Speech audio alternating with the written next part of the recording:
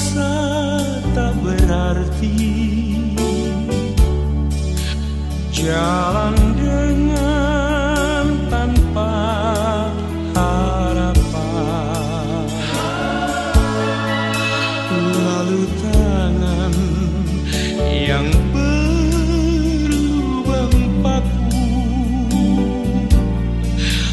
menjamah jadi hidup baru, dan kayu yang kasar mengubahkan jalan hidup yang penuh kegagalan.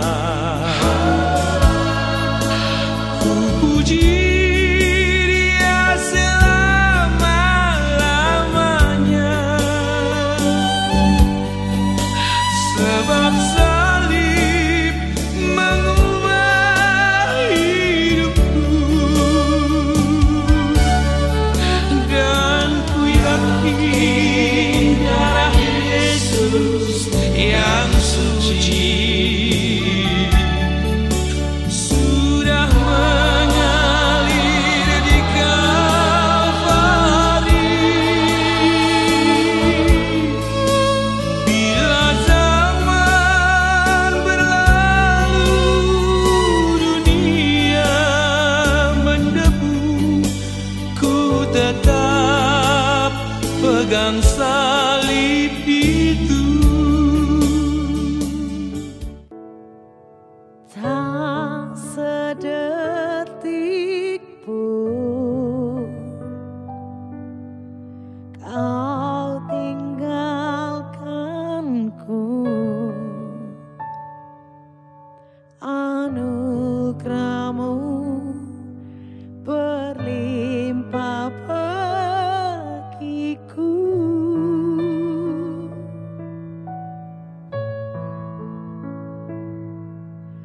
Takkan berakhir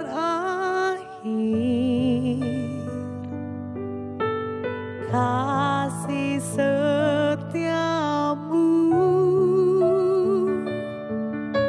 sungguh ku kagum akan pribadimu.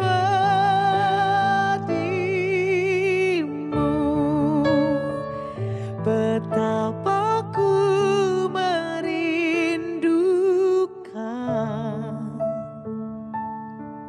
Engkau ya Tuhanku. Jiwaku haus kepadamu.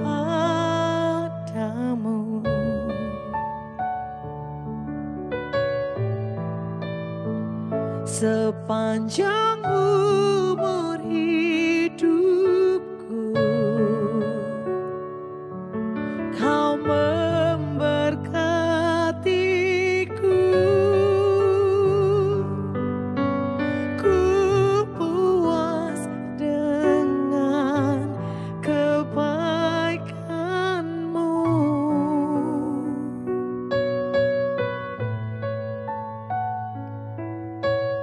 Kami sangat menikmati kebaikan Tuhan.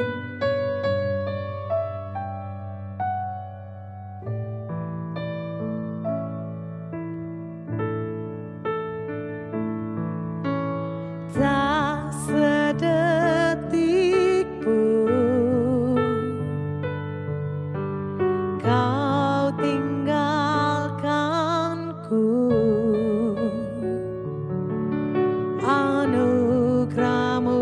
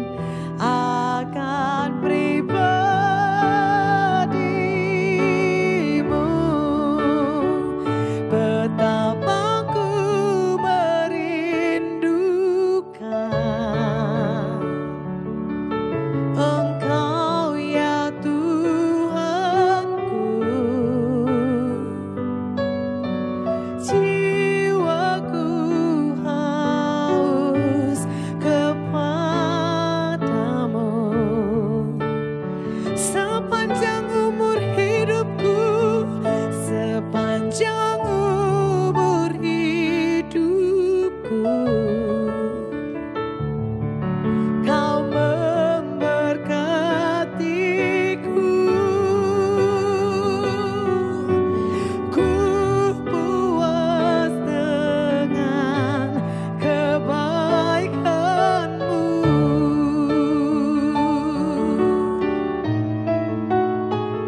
Betapa ku merindukan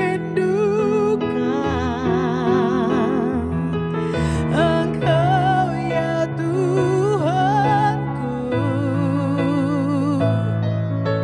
Jiwaku haus kepadamu.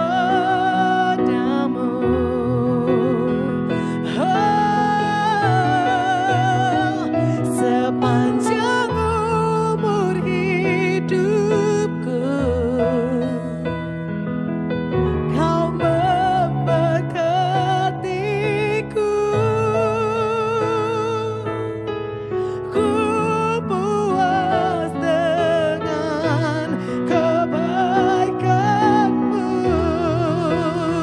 Betapa ku merindukan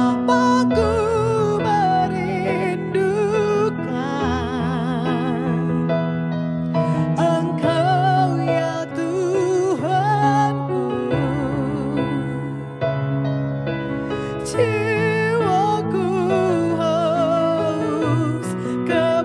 Jiwaku haus kepadamu. Sepanjang umur hidupku,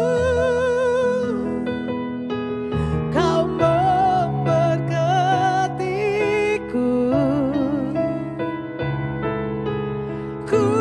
puas dengan kebaikan-Mu.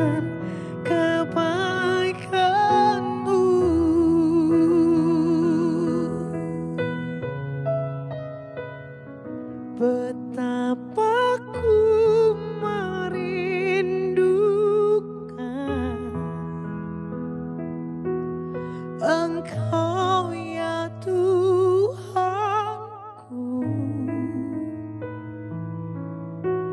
Jiwaku haus kepadamu. Sepanjang umur hidup kami, sepanjang umur hidupku, Kau memberkatiku, ku puas dengan kebaikan-Mu.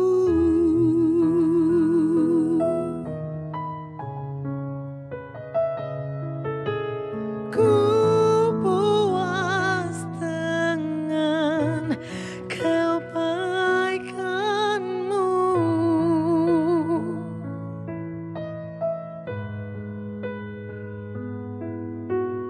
Ku puas dengan kebaikan-Mu.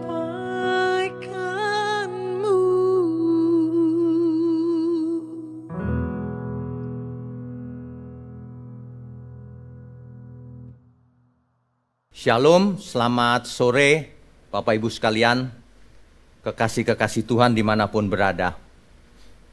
Topik kita pada sore ini sangat spesial. Setiap kita yang mengasihi Tuhan harus mengerti. Setiap kita yang mau hidup benar harus mengerti. Setiap kita yang mau sembuh harus mengerti. Saya beri tema placebo effect. Bagi sebagian teman kita yang profesinya adalah dokter atau di bidang medis tentu mengerti placebo effect. Istilah placebo berasal dari bahasa Latin yang artinya I shall be pleasing. Aku akan senang. Perhatikan kalimatnya, aku akan senang. Aku. Placebo ini dalam dunia medis itu adalah suatu zat atau tindakan pada seorang pasien, tetapi tindakan atau obat itu tidak memiliki efek obat sama sekali. Mengapa? Karena pil yang diberikan itu, tablet yang diberikan itu sebenarnya berisi gula saja. Atau bahkan tidak berisi apa-apa. Karena tindakan yang dilakukan itu sebenarnya pura-pura atau palsu. Pura-pura dioperasi. Ada tindakan seperti ini. Cuma prakteknya mungkin hari ini sudah jarang ya. Tapi dalam sejarah dicatat tindakan seperti ini. Jadi placebo ini bisa berupa pil atau tablet atau kapsul yang isinya adalah laktosa, gula. Jadi nggak berbahaya dimakan, tetapi itu bukan obat. Ya, atau isinya tepung. Ada. Hari ini kita jumpai beberapa orang yang jualan vitamin palsu. Itu tepung isinya. Kalau tepung masih mending. Kalau hal-hal zat-zat yang berbahaya, ya, bisa juga berupa injeksi, suntikan. Suntikan cuma salin saja isinya. Artinya air garam, NaCl, natrium klorid. Disuntikkan seolah-olah obat. Apa efeknya? Efeknya adalah pasien itu merasa sudah diobati. Dan dia merasa senang. I shall be pleasing, placebo. Aku akan senang. Sudah diobati senang. Meskipun yang dipakai bukan obat. Tujuan dari praktek ini adalah untuk mempengaruhi atau membuat pasien mempunyai persepsi bahwa ia sedang minum obat atau sedang mendapatkan treatment yang benar. Membangkitkan sugesti. Sugesti. Aku sudah diobati. Makanya badanku merasa enak sekarang. Padahal yang dimasukkan tidak ada apa-apanya. Itu sugesti itu namanya. Ya, ini yang namanya placebo. Dalam beberapa kasus, gejala nyeri bisa reda karena sugesti.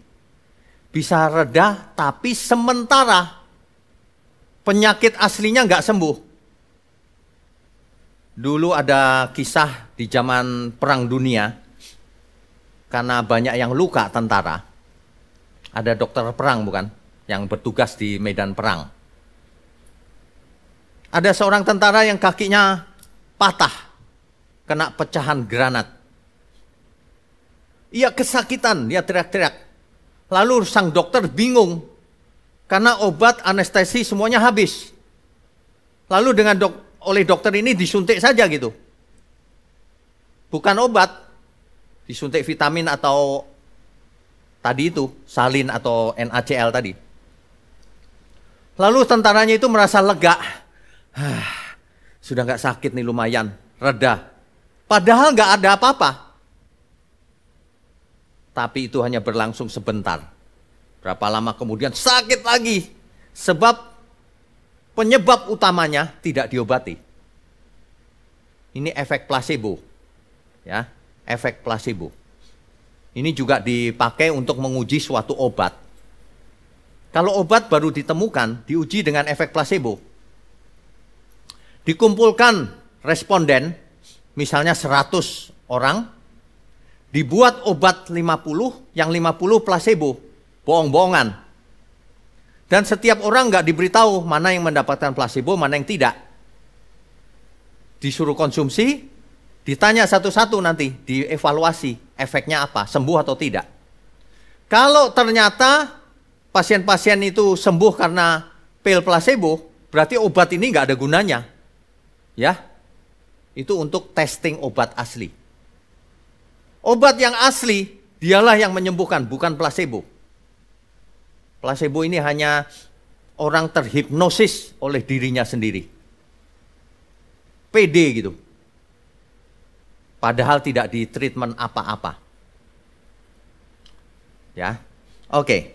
Di dalam Mazmur 116 ayat 9. Kalau di Vulgata, terjemahan Vulgata itu 114 ayat 9 kalau di Vulgata. Ya. Itu berbunyi demikian. Nggak usah dibuka ayatnya. Karena bahasa Indonesia terjemahannya berbeda. Dalam bahasa Latin, bunyinya adalah placebo domino in regione vivorum. Artinya, I shall please the Lord in the land of the living. Aku akan menyenangkan Tuhan. Placebo efek yang dipakai kata itu. Menyenangkan itu placebo. Cuma sayang sekali placebo yang beredar ini adalah tidak menyembuhkan penyakit yang sebenarnya. Hanya membuat senang. Aku sudah diobati. Itulah kalau orang sakit ditreatment oleh obat yang salah. Bayangkan kalau orang kena COVID, gak diapa-apakan, pura-pura diobati. Gak sembuh. Ini bahaya, ini jahat sekali loh kalau ada orang sakit beneran dikasih placebo. Kecuali cuma nyeri ya, nyeri bolehlah. Mungkin karena terlalu manja orangnya. Di placebo, ya udah sembuh nih padahal nggak diapa-apain. Tapi kalau itu penyakit serius, tidak bisa disembuhkan dengan placebo. Kanker dan sebagainya, nggak bisa oleh placebo. Jangankan kanker, flu saja nggak bisa sembuh oleh placebo. Ya, nah ini paralel dengan kebenaran. Placebo ini mengakibatkan ada dampak psikologis pada orang yang diperlakukan secara placebo. Dampak psikologis, jadi sifatnya sementara. Jadi placebo ini bukan obat yang sebenarnya. Hanya membuat pasien memiliki persepsi sudah minum obat. Hanya itu. Betapa bahayanya kalau seorang dokter memberikan placebo kepada pasiennya yang sakit keras. Yang memang membutuhkan obat yang tepat. Bahaya sekali. Alangkah jahatnya orang yang memperlakukan orang yang sakit bukan dengan obat yang tepat, tapi dengan placebo.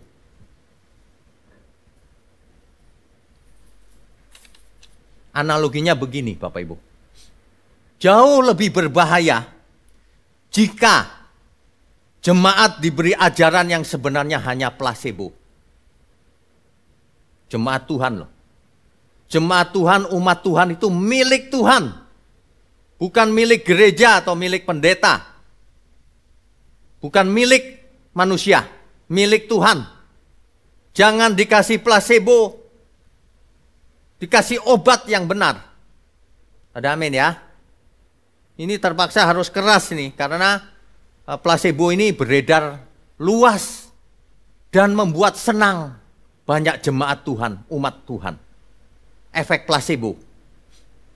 Menyenangkan telinga, perasaan damai palsu. Merasa sudah mendengar Injil yang benar. Bayangkan orang yang pergi ke dukun juga sama.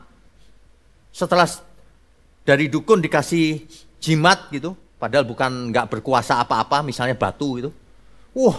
Orang itu merasa senang, merasa aman, merasa tenang. Padahal itu palsu ketenangannya. Padahal itu cuma batu biasa. Sama. Orang datang ke gereja ditawarin placebo. Senang hatinya.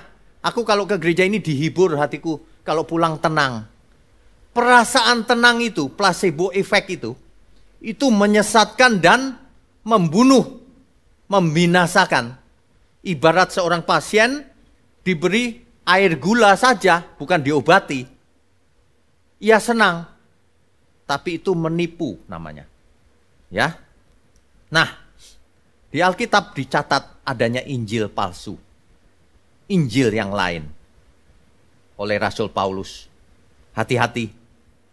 Injil palsu, comot-comot ayat, suka pakai ayat tertentu gitu, dipakai pikiran sendiri. Itu bukan Injil yang murni, itu placebo, Injil placebo. Saya sebutnya Injil placebo itu. Injil sih, tapi placebo. Isinya bukan obat, isinya bukan kebenaran, isinya sesuatu yang menyenangkan, tapi tidak mengobati penyakit aslinya manusia. Nah ini dia. Ayat-ayat dipakai out of context. Tidak sesuai konteks asli dari Alkitab. Ini masalah loh. Ini sangat serius. Kalau Bapak Ibu mendengar firman ini, selesaikan sampai habis dan bertobat. Kalau enggak binasa. Atau kalau enggak binasa minimal tidak mengerti apa-apa soal Injil. Karena hanya membuat rasa senang. Ada seorang ibu kalau mendengar khotbah saya berkata begini, Pak, saya enggak suka keras-keras. Saya suka yang ringan-ringan, yang menghibur, yang lucu-lucu saja. Oh gitu ya Bu. Tapi sesuai Alkitab enggak? Saya bilang. Oh enggak penting Pak, yang penting hatiku terhibur. Oh ibu ini sukanya air gula, bukan obat. Sukanya yang manis-manis. Nanti rohanimu diabetes. Dia ajar tidak mau. Bahkan ia tidak peduli kata Alkitab, konteks Alkitab. Ada itu ibu-ibu seperti itu. Aku enggak mau Pak, dapat masalah. Aku hidup nyaman-nyaman saja, menikmati hidup. Binasa kau. Karena firman Tuhan berkata, kita dikaruniai bukan hanya untuk percaya, tapi menderita untuk Kristus. Artinya kita harus terbeban menjadi roti yang terpecah, anggur yang tercurah. Terbeban untuk orang lain, menolong orang lain, jangan untuk diri sendiri. Itu kebanyakan makan Injil placebo itu, ibu itu. Makanya sukanya yang manis-manis, bukan kebenaran, Injil palsu sukanya. Ya, perhatikan baik-baik. Sudah merasa menyenangkan Tuhan dengan cara itu. Padahal tidak berbuat apa-apa untuk Tuhan. Ini Injil placebo namanya. Ini sangat membinasakan loh. Menina-bobokkan. Aku sudah menyenangkan Tuhan. Hidupku sudah benar. Padahal hidup untuk diri sendiri. Ini hamba-hamba Tuhan yang mengkhotbahkan ini hamba yang jahat. Lebih baik batu kilangan diikat di lehermu dan kau dibuang ke laut, kata Alkitab, bukan kata saya. Kalau sebelum itu terjadi, bertobatlah Bapak Ibu. Kalau khotbah itu jangan ngawur. Kalau khotbah itu lihat Alkitab. Jangan pakai pikiran sendiri. Kalau nggak ngerti nggak usah khotbah. Daripada kau diikat, dibuang ke laut sama Tuhan. Banyak orang seperti ibu ini akibat makan placebo selama ini. Nggak ngerti kebenaran. Ada amin ya. Aduh, saya itu sebenarnya nggak mau marah-marah loh kalau khotbah. Tapi saya gemes, banyak orang sudah nggak bisa diobati lagi. Sudah parah. Bahkan obat dipandangnya sebagai racun. Placebo dianggapnya sebagai obat. Kebalik-balik bukan? Injil yang benar dikatain makanan keras nggak suka dia. Injil palsu dia bilang Injil yang enak. Sugar coated gospel. Injil yang dibalut oleh gula-gula. Sehingga kalau dimakan enak. Sehingga obatnya tidak efektif lagi. Waduh. Ini. Makanya ya. Banyak KKR itu kesembuhan ilahi. Sembuh. Tapi sampai rumah sakit lagi. Itu placebo namanya. Jangan mengimitasi mujizat Tuhan. Kalau mujizat Tuhan terjadi, sembuhnya sembuh terus selamanya. Itu bukti bahwa kau bohong. Itu placebo. Saya mengalami mujizat sembuh seketika ketika saya pakai nama Yesus. Saya dari lumpuh berdiri. Dan sampai sekarang berdiri. Gak kumat-kumat lagi. Itu namanya mujizat asli. Jangan suka bikin KKR. rekayasa mujizat. Kalau nggak disuruh Tuhan, jangan mengada-ada. Amin. Orang yang nggak mengaminkan, itu dia orangnya. Berani ya merekayasa di panggung kesembuhan ilahi. Kalau sembuh, sembuh benar. Jangan sembuh nanti sampai rumah sakit lagi, lalu didakwa, wah imannya sih nggak kuat gitu. Kuasa Tuhan tidak tergantung dari iman seseorang. Kalau Tuhan mau menyembuhkan, biar orang yang belum kenal Tuhan pasti sembuh. Ada amin ya. Loh, yang saya katakan benar kan? Masa kuasa Tuhan menyembuhkan cuma sebentar kumat lagi? 2-3 bulan sakit yang sama lagi, kankernya sembuh lagi, kumat lagi lalu mati. Itu bukan sembuh namanya. Kesembuhan dari Tuhan itu sembuh benar. Saya sudah mengalami, sembuh ya sembuh benar. Bukan pura-pura. Ya? Kamu kalau nggak takut Tuhan, tunggu kutukan Tuhan. Kalau disuruh Tuhan, ayo kita bikin kesembuhan. Kalau nggak disuruh, jangan ide sendiri. Ingat itu, kebenaran sesuai fakta. Kalau sembuh, katakan sembuh. Kalau enggak, katakan enggak. Karena sembuh dari tubuh fisik ini, sembuh dari penyakit, itu belum tentu menyelamatkan. Itu hanya menyelamatkan dari penyakit. Yang menyelamatkan apa? Obat intinya itu apa? Yang harus disembuhkan itu apa? Bukan cuma tubuh fisik. Jangan fokus pada tubuh fisik. Tubuh fisik ini fana. Ya. Amin ya semuanya ya. Jangan salah mengerti, jangan dipotong kata-kata saya. Nanti orang-orang jahat itu selalu memotong khotbah orang. Lalu diberi narasi-narasi supaya jadi hoax. Kau nggak takut Tuhan ya. Saya ingetin kata-kata Tuhan Yesus. Iblislah bapakmu itu. Sukanya bikin hoax. Kalau Bapak kita Tuhan Yesus Bapa di surga, maka kita akan mengabarkan kebenaran. Ada amin ya. Ya, itu cirinya. Udah nggak usah pakai debat, itu cirinya. Orang-orang itu suka placebo loh. Manusia itu pada dasarnya meleset. Kodrat dosanya menyebabkan itu. Coba kita baca 2 Timotius 4 ayat 3-4. 2 Timotius 4 ayat 3-4. Ya. Karena akan datang waktunya, orang tidak dapat lagi menerima ajaran sehat. Tetapi mereka akan mengumpulkan guru-guru menurut kehendaknya untuk memuaskan keinginan telinganya. Mereka akan memalingkan telinganya dari kebenaran, gak suka kebenaran, dan membukanya bagi dongeng. Itulah yang terjadi hari-hari ini juga. Jadi tidak hanya zaman dulu loh, sekarang saja masih terjadi.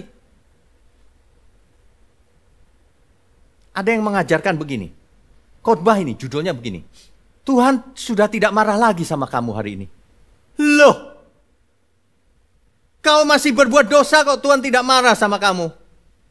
Inilah efek placebo yang diciptakan oleh guru-guru palsu.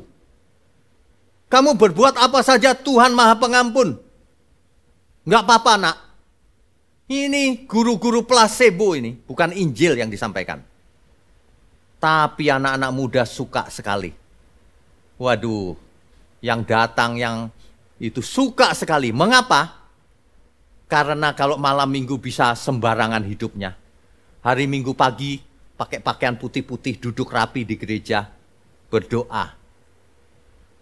Lalu pengkhotbahnya bilang, Tuhan sudah tidak marah lagi bagimu nak. Ini ciri-ciri hyper grace. Unfollow, unsubscribe, blokir ajaran-ajaran yang sesat itu. Bukannya lihat Alkitab, ngarang-ngarang malahan. Ada lagi yang nggak tahu halusinasi atau apa itu. Mengajarkan orang lain, jangan divaksin. Divaksin itu ada logamnya, ada nanonya katanya. Nanti kalau kau divaksin, nano itu mengalir di tubuhmu. Lalu kau bisa di remote control sama antikris. Halusinasi ini. Waduh, nggak takut Tuhan itu. Makanya banyak orang yang non Kristen nggak tertarik dengan kekristenan, ketemu yang begituan. Nggak ada beda dengan dukun, nggak ada bedanya dengan dukun. Ya, coba perhatikan, pernah bicara Alkitab nggak? Nggak pernah. Pernah sih, comot-comot ayat lalu diartikan sendiri sesuai keinginannya.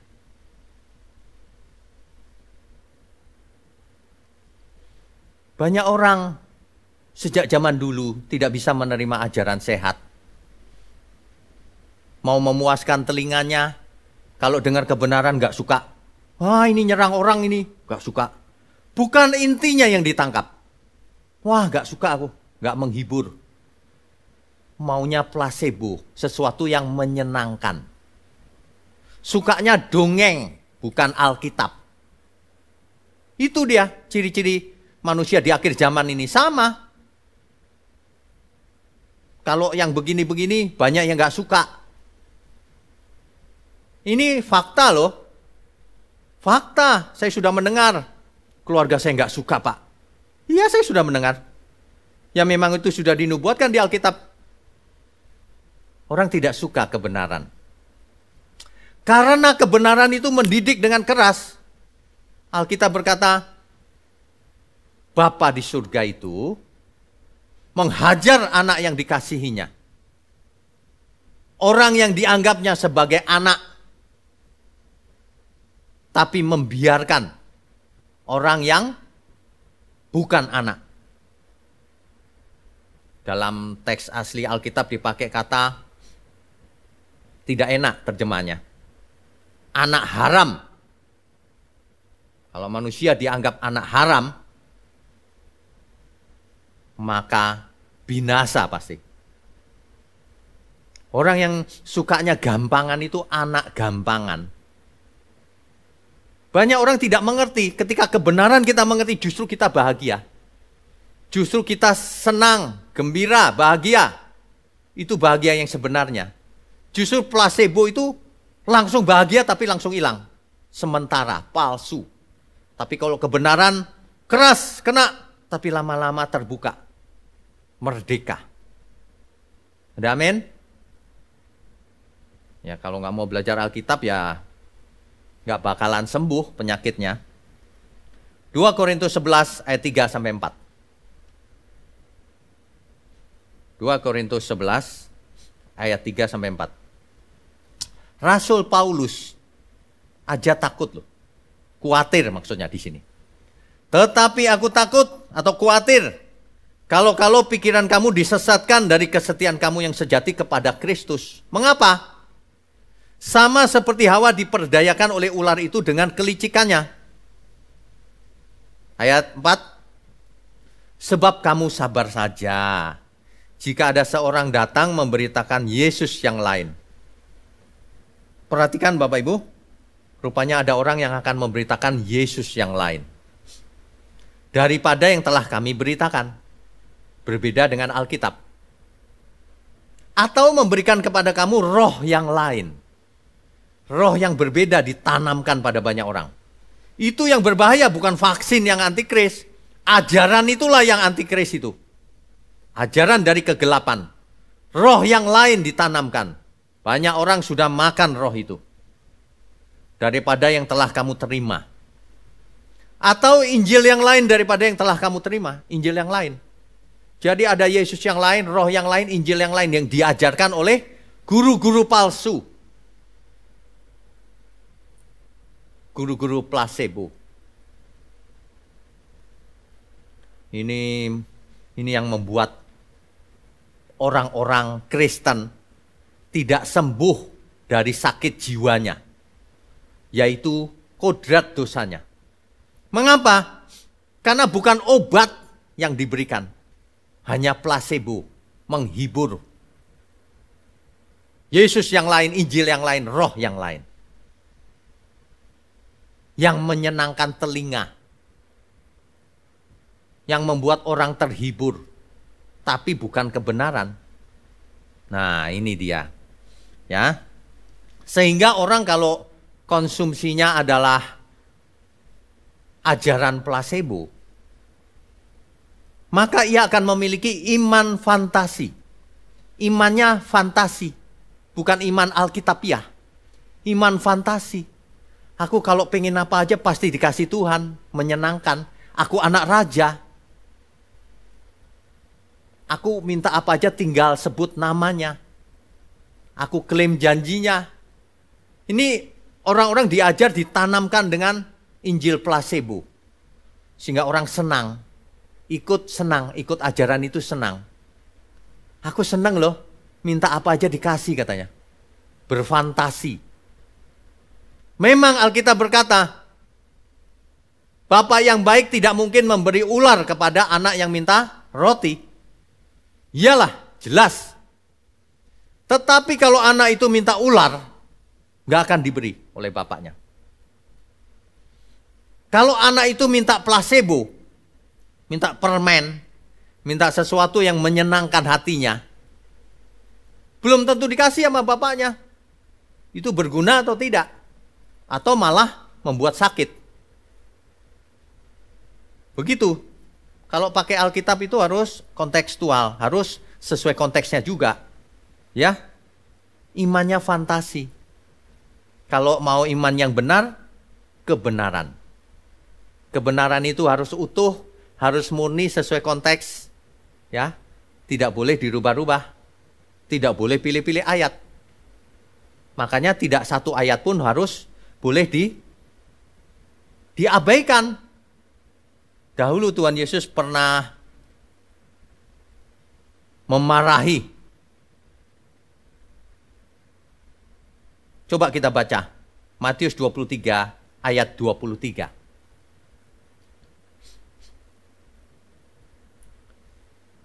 Tuhan yang berkata langsung, celakalah kamu, hai ahli-ahli Taurat dan orang-orang Farisi, hai kamu orang-orang munafik, sebab persepuluhan dari selasih, adas manis dan jintan kamu bayar. Kamu bayar sih persepuluhan, tetapi yang terpenting dalam hukum Taurat kamu abaikan, yaitu keadilan dan belas kasihan dan kesetiaan.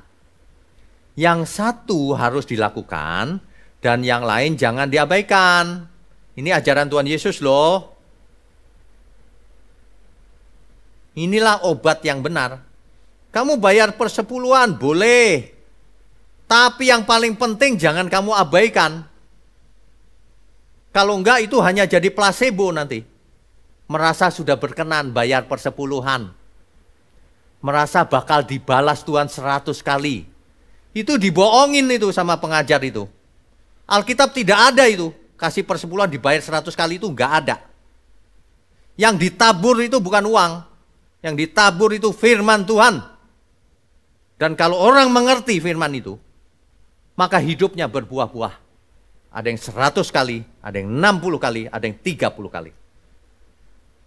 Injil placebo ini sudah beredar lama sekali. Dan sudah masif penetrasi ke pasar, ke jemaat Tuhan, dimanapun. Makanya nggak ada orang yang sulit sembuh.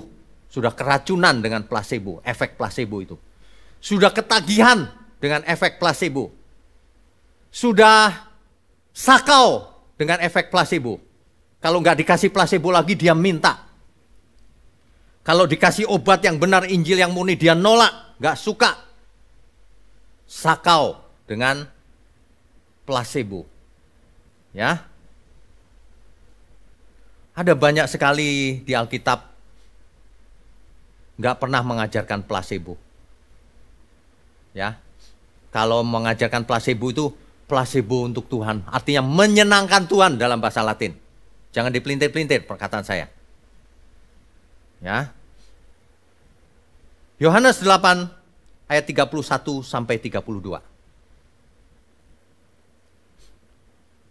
Yohanes pasal 8 ayat 31 sampai 32. Maka katanya, kata siapa? Tuhan Yesus. Kepada orang-orang Yahudi yang percaya kepadanya. Ini kepada orang percaya loh, bukan kepada orang kafir. Kepada kita semua juga sama. Jikalau kamu tetap dalam firman-Ku, artinya kamu belajar firman terus, tekun, dan hidup di dalam firman terus-menerus, kamu benar-benar adalah muridku. Ada yang mau jadi murid Tuhan? Ada amin ya semua? Ayat berikutnya. Kalau kamu jadi murid Tuhan, dan kamu akan mengetahui kebenaran. Dan kebenaran itu akan memerdekakan kamu. Kebenaran itu akan menyembuhkanmu. Menyembuhkan dari apa? Bukan penyakit fisik. Menyembuhkanmu dari penyakit utama manusia, kodrat dosa. Cara berpikir yang duniawi. Karakter duniawi. Itu penyakit utama manusia itu. Hidupnya meleset, tidak sesuai yang Tuhan inginkan. Itu penyakitnya. Itulah yang harus sembuh. Bagaimana caranya? Jika kamu tetap di dalam firman Tuhan Yesus, maka kamu muridnya Tuhan Yesus. Dan kamu akan mengerti kebenaran. Dan kebenaran akan memerdekakan kamu.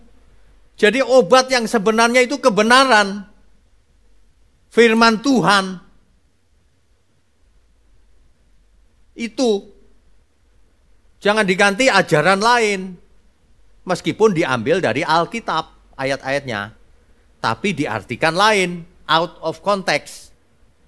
Atau jangan mengajar lain bahkan nggak ngambil dari Alkitab.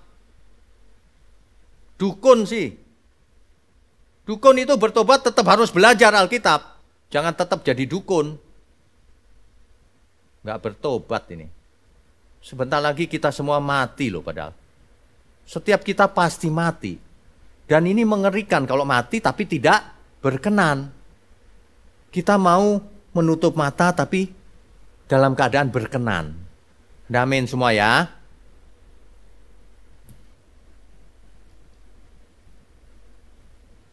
Obat itu sebenarnya truth atau Injil.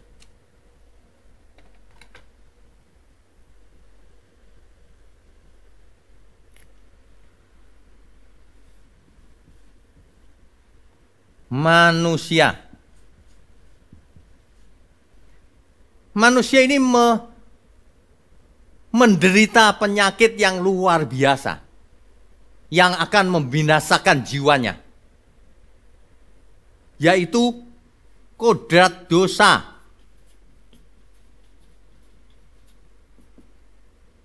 Ini penyakit utamanya. Bagaimana supaya sembuh? Bagaimana obatnya? Apa obatnya? Obatnya ya, yang pertama salib. Tuhan sudah ampuni dosa kita. Yang kedua, Roh Kudus. Roh Kudus sedang menyembuhkan kita. Sedang memimpin kita kepada seluruh kebenaran. Itu obat-obat tanda kutip ya. Jangan diartikan obat-obat pil itu. Yang ketiga, firman kebenaran. Yaitu Alkitab. Itu obatnya. Yang keempat, kita sendiri harus exercise. Melakukan. Sebab kesembuhan ini beda dengan penyakit. Kalau penyakit kita diam saja, minum obat bisa sembuh. Tapi ini tidak. Sembuh itu suatu proses panjang. Jika kamu tetap di dalam firman-Ku, kamu benar-benar murid-Ku. Dan kalau kamu murid-Ku, kata Tuhan Yesus ya, kamu akan mengerti kebenaran. And the truth will set you free. Dan kebenaran akan memerdekakan kamu. Dan kebenaran akan menyembuhkanmu dari sakit jiwa itu, sakit karena dosa itu, karakter dosa. Inilah yang sebenarnya. Sehingga obat dari karakter dosa ini. Bayangkan kalau manusia tidak dikasih obat yang ini, yang dari Tuhan ini. Tapi diberikan apa? Teologi kemakmuran. Maunya makmur di bumi, maunya sukses di bumi. Kelihatan dari caranya kesaksian orang-orangnya itu. Saudara, sejak ikut Yesus tokoku laris sekarang. Omsetku naik 100 kali lipat. Sesuai firman Tuhan katanya. Pakai firman Tuhan lagi. saudara anak raja, perlu apa aja tinggal klaim janjinya. Tapi kalau berdoa sama Tuhan ya, kasih tahu Tuhan.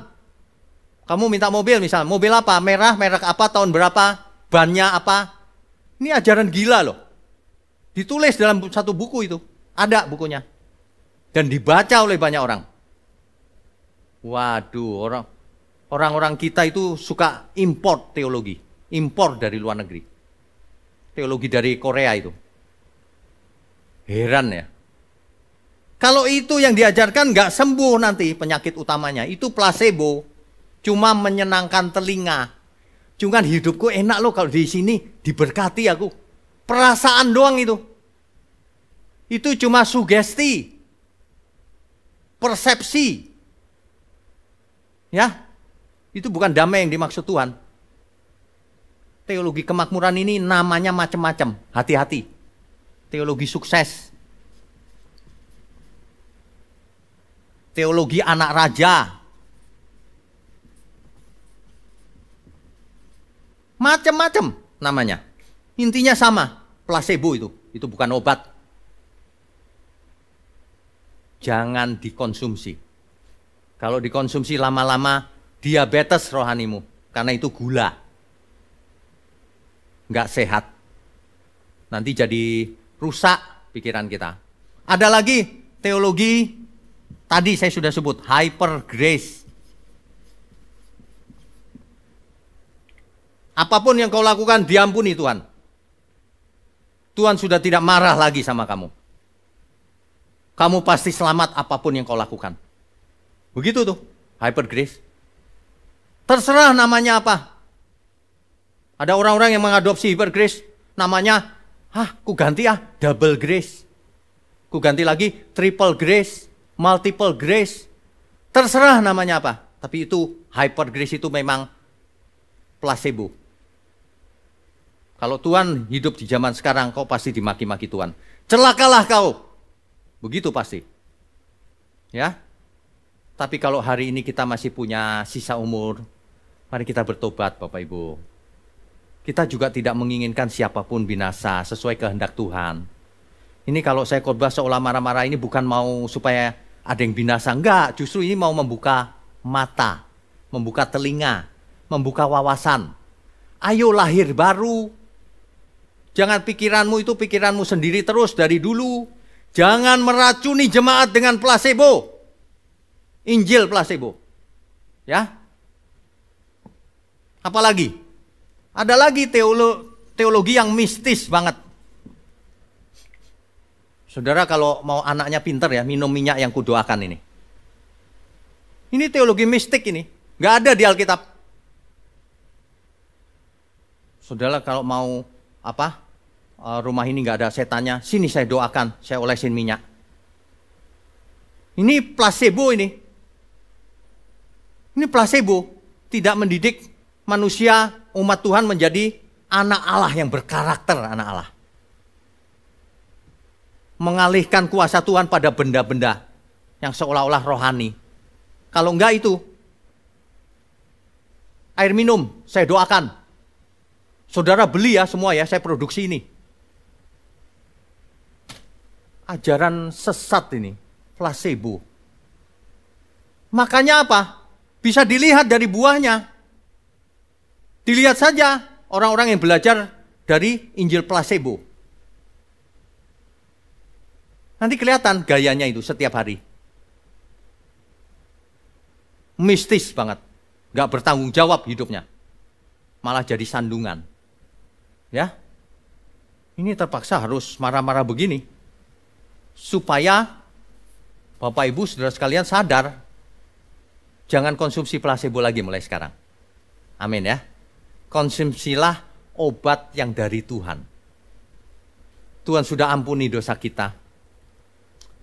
Tuhan sudah berikan Roh Kudus sebagai materai bahwa kita miliknya. Bahkan kita bersama Roh Kudus dipimpin menuju kebenaran. Tapi kita bukan robot biologis. Kita harus memberi diri mau dipimpinnya. Aku mau semangat proaktif dipimpin Roh Kudus. Ada firman yang tersedia, Aku mau belajar setiap hari dan menghidupinya dalam hidup sehari-hari. Itu obat yang efektif, ampuh. Penyakit dosa lenyap pasti. Karakter dosa dalam manusia, dalam diri manusia. Jadi kita harus bisa membedakan mana yang placebo, mana yang bukan, mana yang obat beneran dari Tuhan. Banyak orang tidak sembuh dari karakter dosanya. Karena tidak mengkonsumsi kebenaran. Placebo ini banyak sekali. Cirinya itu jelas banget di depan mata kita, jelas. Cirinya itu yang diusung kesembuhan fisik, terus kesembuhan jasmani. Yang ditekankan cuma itu. Seolah-olah gereja, kalau umat Tuhan datang ke Tuhan itu cuma mau dapat kesembuhan, aku punya penyakit Tuhan sembuhkan ini. Terus begitu. Penyakit utamanya nggak disembuhkan. Mengapa? Karena pengajarnya juga masih sakit. Nggak ngerti kebenaran. Ya, ini mari kita bertobat semuanya loh. Saya itu waktu mempersiapkan ini, aduh Tuhan ini bagaimana ya, kok keras banget ya. Ya tapi ini kebenaran. Baik Tuhan. Jangan fokus pada kesembuhan fisik, berkat jasmani. Yang mistik-mistik tapi tidak bertanggung jawab hidupnya. Apalagi ciri utamanya jelas. Antroposentris. Orang-orang yang sudah konsumsi biasa placebo itu, fokusnya ada dari diri sendiri. Aku sukses. Aku sembuh. Kalau ingin aku klaim janji Tuhan untukku. Semuanya aku. Ingat baik-baik ya. Lucifer, si setan itu jatuh. Gara-gara ia egosentris. Aku hendak naik ke langit. Mengatasi bintang-bintang Allah. Mau menjadi seperti yang maha tinggi. Semua filosofi yang poinnya diri sendiri, itulah modusnya iblis. Placebo. Mengalihkan fokus manusia dari kebenaran menjadi ke yang lain, yaitu diri sendiri. Atau ke yang lain lagi. Mistis dan sebagainya. Mengalihkan fokus manusia pada yang utama menjadi kepada yang sampingan-sampingan, efek samping saja. Sebab kalau orang mengerti kebenaran tentu ia bahagia juga. Nah, yang ditawarkan cuma bahagianya toh, kebenarannya tidak. Nah, ini dia. Placebo itu begitu. Lukas 17 ayatnya yang ke-6.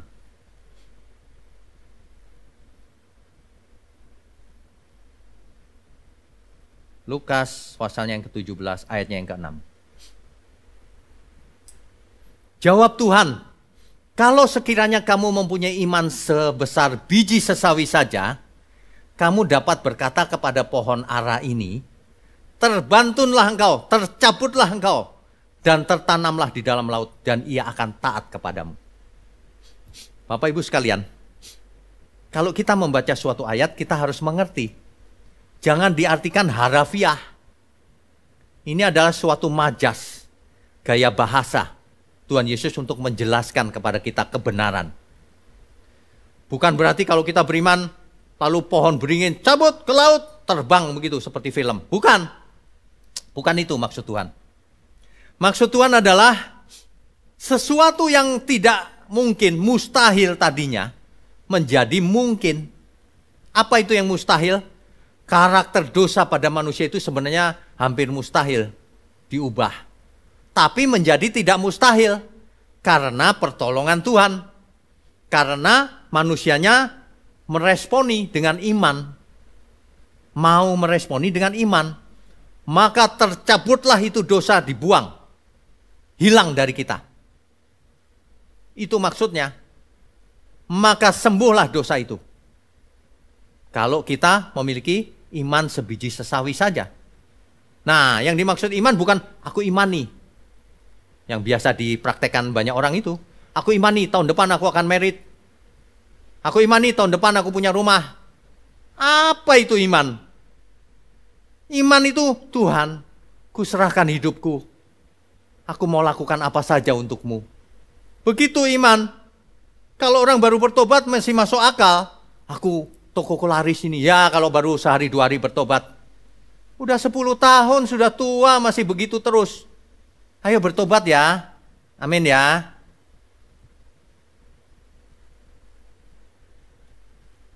Jadi menembus kemustahilan Bapak Ibu. Manusia yang keras kepala itu, keras hati itu sebenarnya hampir mustahil. Tapi kalau ia mau membuka diri saja untuk mengerti, dan mau belajar lagi dari nol, mau merendahkan diri, maka iman bisa timbul.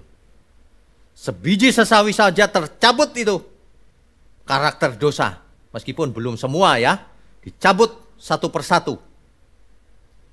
Dibuang dari hidup kita. Ada amin ya. Jadi iman sebiji sesawi itu iman yang benar. Powerful, punya kuasa. Artinya pengertian yang benar. Injil yang murni. Bukan Injil placebo. Bukan Injil yang cuma menyenangkan telinga. Menyembuhkan kesesatan.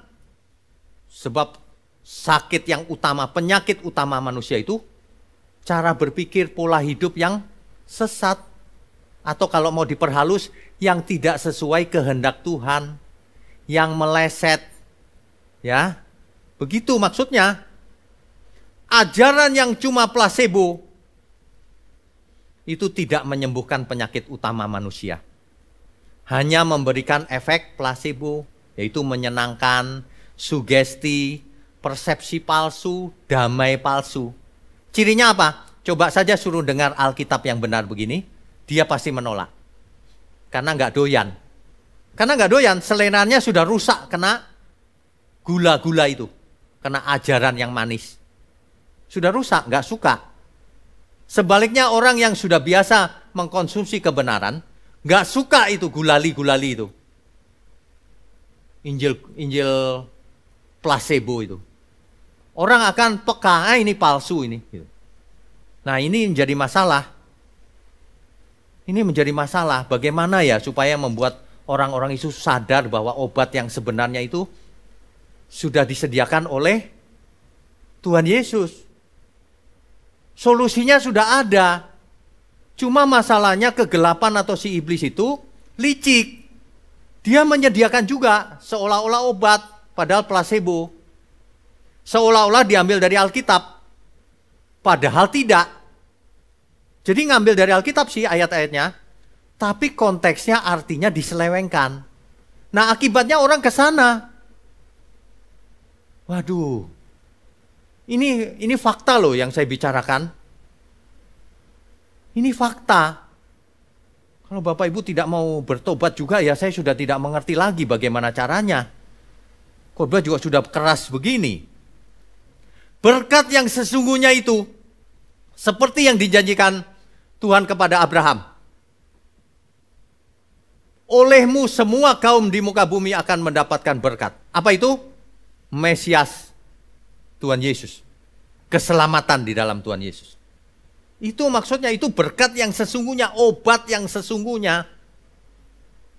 Obat yang sesungguhnya akan mengakibatkan perubahan kodrat pada manusia.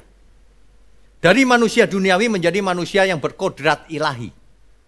Man of God. Tapi placebo bisa mengubah orang seolah-olah seperti itu, padahal tidak. Yaitu menjadi man of religion. Manusia yang agamawi. Sukanya ritual. Sukanya liturgi. Sukanya aturan-aturan agama. Tapi kodratnya nggak berubah. Nggak berubah kodratnya. Waduh. Injil yang benar itu mengenakan Kristus dalam hidup kita. Galatia 3 ayat 27. Mengenakan manusia baru. Kolose 3 ayat 10. Mengenakan manusia baru.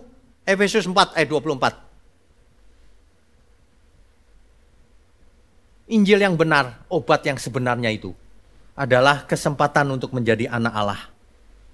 Makanya tekanannya divine character building. Pembangunan karakter ilahi dalam diri manusia.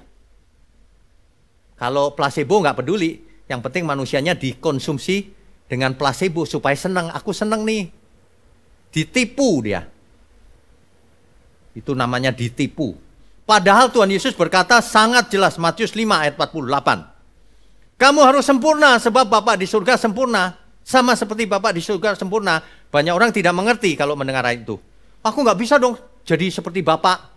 Bukan itu artinya kalau Bapa di surga sempurna, kita juga harus sempurna. Sebagai ciptaan, sebagai manusia. Yang diberi banyak, dituntut banyak. Karena setiap orang sempurnanya juga beda-beda. Anak kecil umur 10 tahun sempurnanya beda dengan orang yang sudah dewasa, yang sudah mendengar Injil. Tapi harus sempurna. Sempurna itu artinya matang, dewasa, mengerti. Banyak orang tidak menolak, nggak bisa, manusia nggak bisa sempurna. Kamu melawan Tuhan Yesus. Yang kedua, kamu tidak mengerti apa-apa tentang Alkitab berarti. Ya. Kalau orang diajarkan placebo, dirubah tuh semua itu. Berkat yang tadinya berkat keselamatan sekarang menjadi berkat di bumi. Kamu akan jadi kepala, bukan ekor. Jadi mistik. Klaim janjinya pasti kaya kalau ikut Tuhan Yesus. Tokomu laris. Fokusnya jelas, berkat fisik, berkat jasmani, harta dunia, kesuksesan dunia, kesembuhan fisik, mujizat, mistik. Semua itu fokusnya diri sendiri. Itulah ciri-ciri placebo. Injil placebo. Injil yang diubah-ubah konteksnya oleh orang-orang yang tidak takut Tuhan. Amin. Oleh karena itu, mari kita kembali ke yang sebenarnya. Obat yang sebenarnya itu, ini penyakit utama manusia, yaitu kodrat dosa. Obat yang sebenarnya itu akan mengakibatkan terbentuknya karakter ilahi. Pikirannya berubah, perasaannya berubah, mengenakan pikiran perasaan Kristus. Keinginan-keinginannya berubah. Orang yang banyak konsumsi placebo, keinginan-keinginannya makin banyak, tapi menggunakan kuasa Tuhan. Amin ya. Amin. Kiranya kebenaran ini benar-benar dihayati, sebab kesembuhan akan kesesatan itu tergantung dari bagaimana kita mengkonsumsi obat yang sebenarnya dari Tuhan. Ya. Kita tidak boleh menyenangkan diri sendiri, itu efek placebo. Kita harus menyenangkan Tuhan. Dimanapun, kapanpun, dalam segala perkara. Dan itu dimulai hari ini. Yang percaya berikan tepuk tangan yang terbaik buat Allah kita. Haleluya. Kami bersuka cita di dalam Tuhan.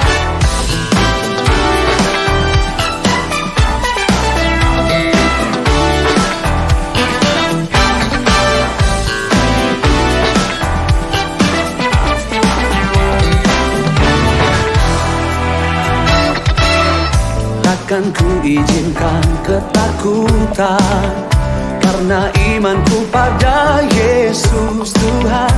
Tak ada alasan tawar hati, karena Yesus ada di sini.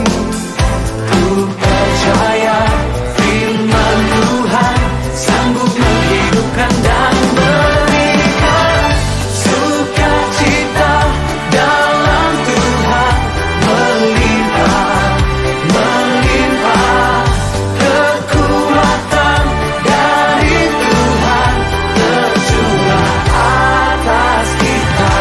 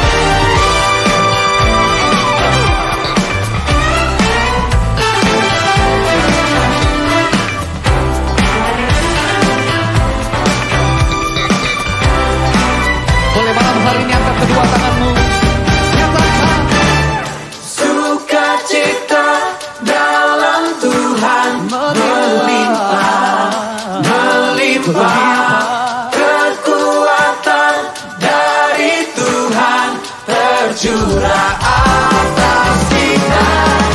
Sukacita dalam Tuhan melimpah, melimpah. Kekuatan dari Tuhan tercurah atas kita. Sukacita dalam Tuhan melimpah, melimpah. Kekuatan dari Tuhan tercurah atas kita, tercurah atas kita.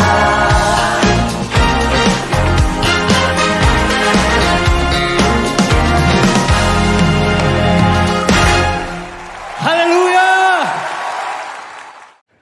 Sekarang, terimalah kasih karunia dan damai sejahtera Tuhan Yesus Kristus, dan kasih Allah Bapa kita, serta persekutuan Roh Kudus menyertai setiap kita, sekarang, seterusnya, dan selamanya.